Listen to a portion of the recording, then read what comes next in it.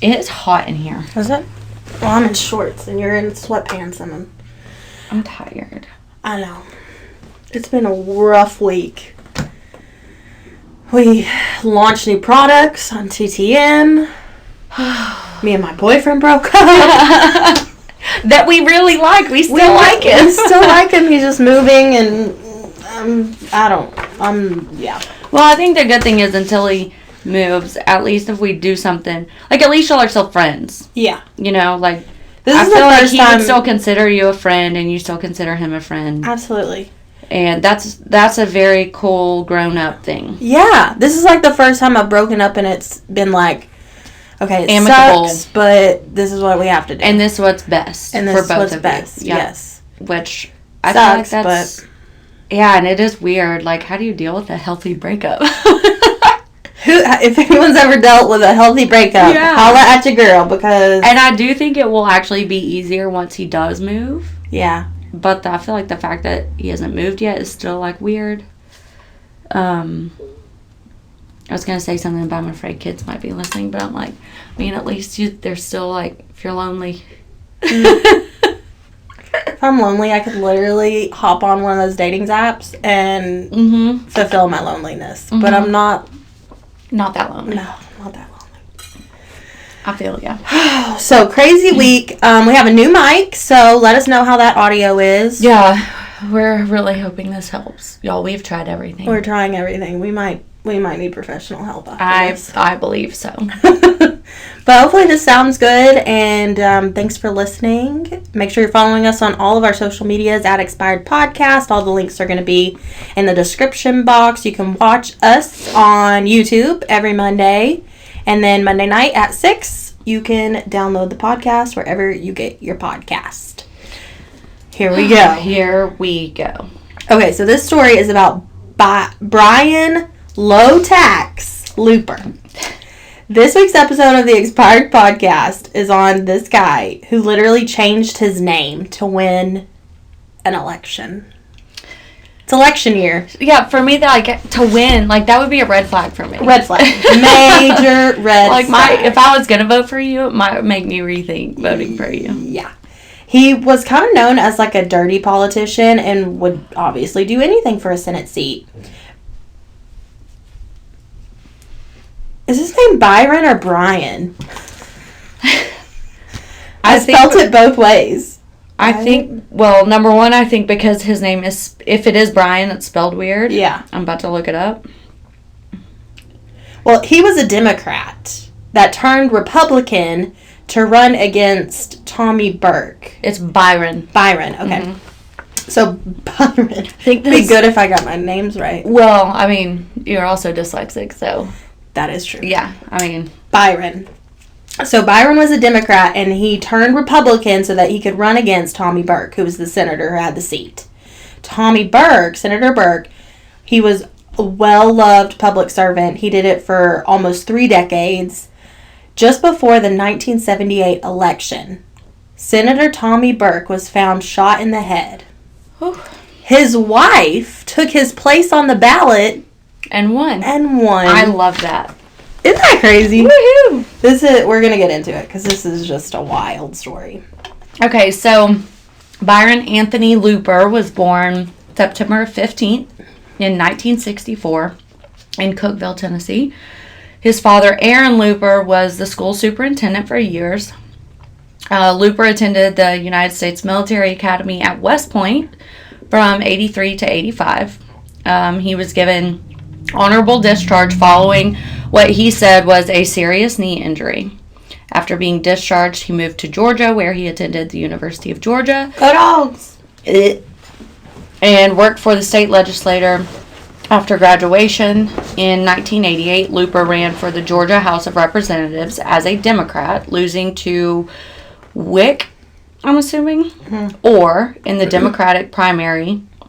And then he enrolled as a graduate student in the Stetson School of Business and Economics at Mercer University in Atlanta. He continued his political involvement as an officer in the Georgia Young Democrats organization and as a campaign worker in Al Gore's 1988 campaign for the Democratic presidential nomination and the 1992 Clinton-Gore presidential campaign. Yeah. Interesting. That's a lot of education. That is a lot of education. I feel like when you're into politics at such a young age, I dated a guy who wasn't really into politics, and it was just like kind of an ick. Yeah. Yeah, I think so too. I think so too. I don't know. I'm just such a person that, like, I truly, what you see is what you get. I am me all the time, and I don't understand it. I will never be this way, but, like, having to show up a certain way all the time, but kind of knowing that, like, that's not really who anybody is, you know? It just seems like so much effort. Yeah. So much effort. To be a senator or to be whatever? It's like a popularity contest. Yeah, it's ick. Yeah. It gives me the ick. So by 1992, Looper had returned to Tennessee. He changed his political views to a Republican. He lost the race for the Tennessee House of Representatives in 1994 when he ran against legislator Jerry Hargrove. In 1996, that's when he legally changed his middle name from Anthony to Low Tax and ran successfully for the post of Putnam County Tax Assessor. He defeated the 14-year incumbent after a campaign in which he did not make any public appearances nor participate in any debates, instead relying heavily on negatively campaigning against the others. Like, wow. You know those, like, hate ads? And it's, like, brought to you by the opposite party. Yeah. It's like, hello, duh. This is Low Tax Looper, and I approve this message. That's funny. He, as the tax assessor, he used his office and equipment to send numerous press releases to Tennessee news media, making positive claims about himself and alleging various shortcomings on the part of the other local officials. That's one thing I also cannot stand. Please tell me what you're going to do and stop talking about the person you're running against. Yeah. Like, I need to know what your plan is, not what you think about somebody else's plan. Yep.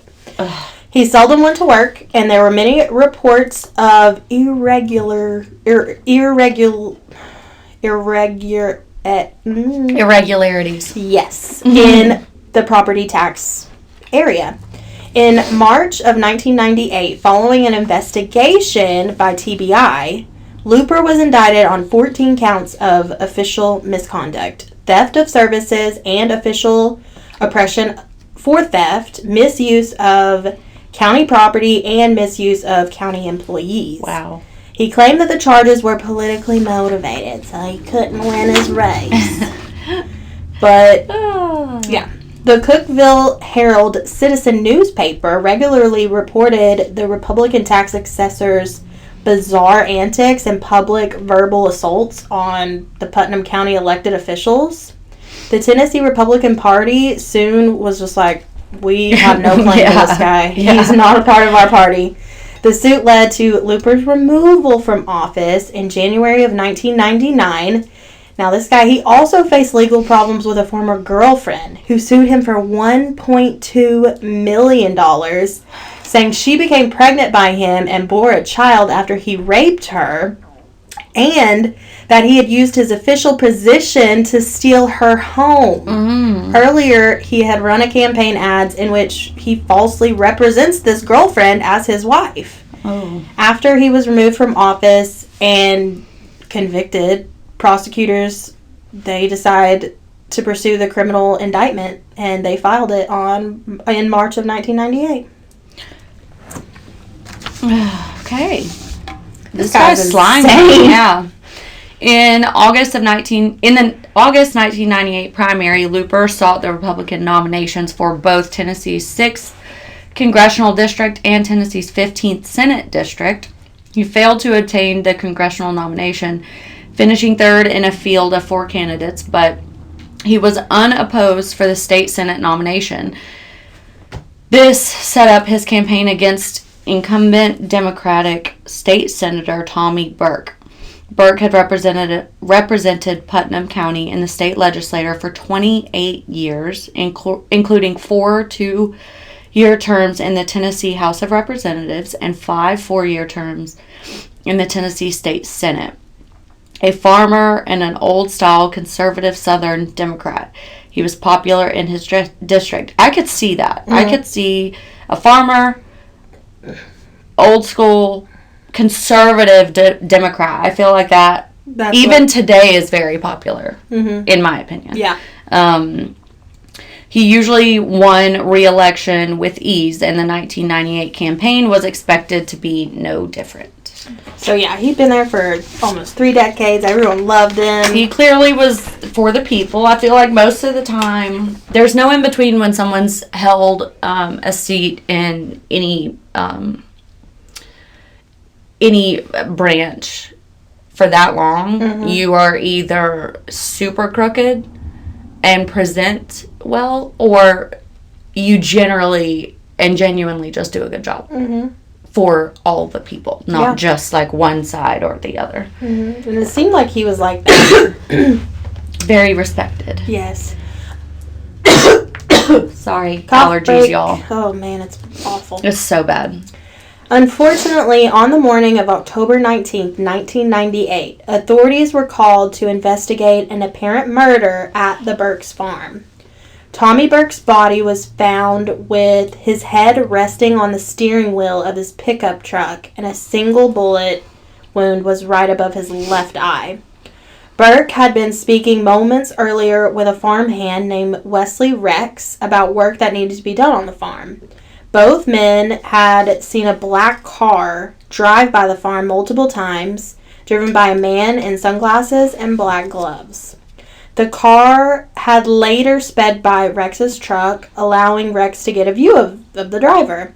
Cumberland County authorities would not initially find anyone with plausible motive to murder Burk. However, after seeing a picture of Looper on television, Rex, the farm worker, told Burk's widow, Charlotte, that the guy that we saw is the guy running against her husband. Looper later turned up in Hot Springs, Arkansas. So when he murdered, he got out of Dodge. He left. But he was found in Arkansas, where he met one of his friends, a Marine named Joe Bond. Bond and Looper had been friends as children, and Looper had rekindled this friendship near this time, largely on the basis of wanting Bond's extensive small arms. Wanting access. Yes. Bond would eventually become a key witness for the prosecution in Looper's murder trial.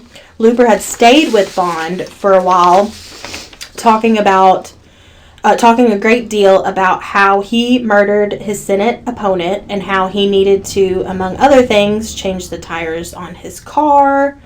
Looper was arraigned at a hearing and featured Bond as a surprise witness to the state. During the pretrial phase, Looper attempted to have his former friend disgraced and shuffled through at least 6 lawyers. Wow. One of whom filed a sealed court document explaining why, for ethical reasons, he could no longer be Looper's attorney. Wow, that's basically a fancy way of saying that he really, to avoid having to break attorney-client privilege, you would file a sealed document that states that ethically you cannot represent this person because you would have to then break attorney-client privilege. Yeah. And that almost never happens. Oh, I'm sure. Tennessee state law required that the middle name of a candidate who died before the election be removed from the ballot, and it did not allow the candidate's party to replace a deceased candidate who died within 30 days of the election. Accordingly, after Burke's death, Looper became the only candidate listed on the official ballot for Burke's Senate seat. Several people tried to have his name stricken from the ballot, claiming that Looper's arrest was why? Yeah. But The state Republican Party distanced himself from Looper, and to prevent Looper from winning the state Senate seat on a technicality, Miss Charlotte Burk said, write my name down. Write my name down. I'm going to run. And she won. She won big. Big time. On election day, Charlotte Burk, as a write-in candidate, won the seat with 30,252 votes against Looper's 1,531 votes. One of her first initiatives as state senate was to introduce legislation to ensure that the name of any candidate who dies within 40 days of an election could remain on the ballot, thus preventing the situation that occurred after her husband's death. Now, Charlotte Burk, she didn't just do this to do it. Mm-hmm. She won her re-election in 2002, 2006, and 2010, and she retired in 2014. Badass. Yeah, man. Charlotte Burk, get it, girl. We see you. All right, so Looper's jury trial for murder finally occurred in the year 2000 after several delays because he repeatedly changed attorneys, most of whom filed a variety of motions requesting a different judge, as well as a change of venue. Different judges and changes of venue would require new jury selections, so... It takes a long time. Yes, and it also makes total sense that he would want a different jury because, obviously, people did not like him. Mm-hmm. Ultimately, Looper's trial was not moved. Jurors were brought in from Sullivan County to reduce the chance that they had been influenced by pre-trial publicity. And by the time of the trial, a work crew had found the weapon apparently used in the murder near the junction of Tennessee State Route 111 and I-40. Wes Rex and Joe Bond were both prominent witnesses for the prosecution, as were two political consultants who reported having been contacted at various times by Looper, who told both men that he wanted to run a political race and felt the surest way to win would be to murder his opponent. Tennessee, for somebody with a lot of education, this guy was dumb. I'm just like permanent eye roll over here. Yeah. All I've done since you've been reading is roll my eyes at this guy. Oh my gosh, he's an idiot. Mm-hmm. Oh, and just slimy altogether. Okay, so the TBI, Tennessee Bureau of Investigation expert Sandy Evans testified that the tire tracks at the scene came from Looper's Audi. The prosecuting attorney, Tony Craighead, told the jury that Looper had intended to win this election with a Smith & Wesson. For his defense, Looper tried to rely on testimony from his mother and her neighbors, who said he was visiting his mother's home in Flowery Branch, Georgia, on the morning that Burk died. But witnesses that he produced to support his alibi were excluded from testifying because they had not been identified to the court before the trial, as required by Tennessee law. Despite forensic and eyewitness evidence presented at trial, Looper's mother maintained her son's innocence to his death and beyond. In August of 2000, Looper was convicted of first-degree murder and sentenced to life in prison without the chance of parole. The victim's family had requested that prosecutors not seek the death penalty following his conviction and sentencing. He was transferred to Brushy Mountain State Penitentiary in Petros, Tennessee, when the Brushy Mountain Penitentiary closed in 2009. Looper was then moved to Morgan County Correctional Complex. Yeah. I wonder what the prisoners thought of this crazy guy. I wonder if he got beat up a lot. He probably got used a lot for a multitude of things. Mm-hmm. But I also, like, he's such an idiot. Like, okay, here, let me go. Okay, number one, I red flag for any grown man that's like, hey, Mom. Can you please tell them that I was visiting you? And, like, do you think you could get your neighbors to help as well? Yeah. Like, hey, Mom. Mom. Ick. Yes. Ick. Mm-hmm. Ugh. In late 2001, Looper sued a TV station and an individual station personnel for depicting him unfavorable in a broadcast interview. That's one that was like, bro, you do that on your own. Mm-hmm. Nobody has to do that for you. Yep. Meanwhile, Looper was also the subject of Eliminating the Competition, an episode 163 on the TV series American Justice. So if you want to watch that to, get more on this guy. He was also featured on Oxygen's true crime show, and his episode was called Dying to Belong. Makes sense. He also filed a lawsuit against the Tennessee Department of Corrections personnel and the contractor that provided him medical services in the Tennessee prisons, charging that the condition of his confinement were unconstitutional and that he was not receiving adequate medical care. In that suit, he asked for $47 million in damages. He also filed several unsuccessful motions to overturn his conviction. This guy is so much. He's too much. So much and so little. Yep. All at the same time. On June 26th of 2013, Byron Looper was pronounced dead at 11:10 a.m. after being found unresponsive in his cell in the medium-security Morgan County Correctional Complex. It was later revealed that 2 hours before his death, he had assaulted a pregnant staff counselor after being told that he was being placed back in the prison's general population. The incident report states Looper hit the counselor in the head, knocking off her glasses, and that guards then restrained Looper with the least amount of force necessary. An autopsy later determined Looper died following a cardiac event brought on by high blood pressure, hardening of the arteries, and toxic levels of the antidepressant nortriptyline. One of the antidepressants. He was 48 years old at the time of his death. That's young, actually. Mm-hmm. But, karma is a real thing. Karma is a real thing, and it's going to get you one day. How do you assault a pregnant person? Because you didn't get your way. Yeah. That's, again, Mom, I need your help. I need you to lie for me, Mom. This is irritating. Mm-hmm. Low Tax Looper. Low Tax Looper. This report brought to you by... Hey, but can we, literally, the real MVP is Charlotte Burke. Mm-hmm. I should see if she's still living. Dude, she's a badass. She is a badass. Holy crap. She's so cool. Oh, wait to just keep going, baby. Yeah. Oh my gosh. Again, for someone with so much education. Mm-hmm. And so much privilege. Yeah. And he just, treated it like it was dog shit. Mm-hmm. Golly, what an entitled prick. Mm-hmm.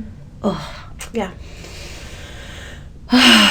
And to think, at the beginning I was going to say, a lot of people would be like, oh, red flag because he changed his political party. Uh-huh. But, I don't necessarily see that as a red flag as long as you're not, hypocritical about it. Or you're not doing it just because the other person is exactly. the opposite. Yes. But I'm also do we really have to change from one extreme to the other, or can't we just go, in the middle and be, That's where I am. Independent. Yeah. Why does it... Why do we have to take sides? Just to win. Just to win something. Ugh. It's the name of the game. So, yeah, let us know what you think about this case. If you've seen either of those episodes that he was featured on Oxygen or American Justice. Yeah, or if you were we were both very young when all of this was going on. So I would be interested to know people that were of age of really paying attention in politics and voting, what was going on for the voters when all of this was happening. Yeah. Because this is nuts. Well, it's so funny because last week's episode, Zoo Man, my biology teacher from high school, really was going to UT studying zoology. Oh my god! When that happened, that's crazy. She messaged us on the Expired podcast. So shout out to Miss Bandari. Yeah, that's awesome. Yeah, I love hearing about cases where we don't know. It's they have a first-hand perspective of it. Okay, that's it for the Expired podcast. Make sure you leave a review. Tell us what we did right, what we did wrong. If the audio's better. Dear God, please. Please. We're trying, y'all. We are trying. We really are. We read your comments and stuff, so. Yeah. New episodes out every Monday. Yep, leave a review. But if you're going to be an asshole, be a funny one. Keep your pistol in your pants. And please take care of each other. This is the Expired Podcast. Bye.